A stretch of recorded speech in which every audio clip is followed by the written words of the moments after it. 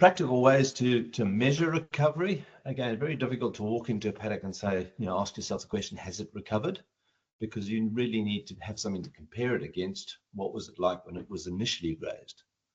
Were the plants this high, or were they 6 inches, or were they 2 foot high?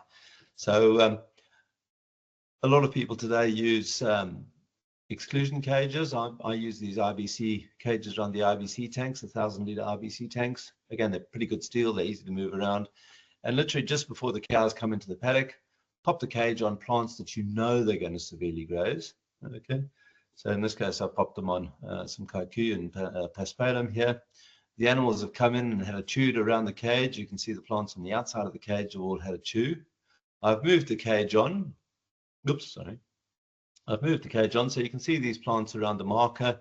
They haven't been grazed this time, but the ones on the outside there, you can see they've all had a chew of. Now again, depending on temperature, humidity, sunlight intensity, the number of earthworms in the soil, the fungi bacteria ratio, all of those things is going to determine how quickly those plants recover. And so we take a guess, and as time passes, at some point in time, the volume of leaf on the outside and on the inside of those plants where they weren't grazed is virtually the same.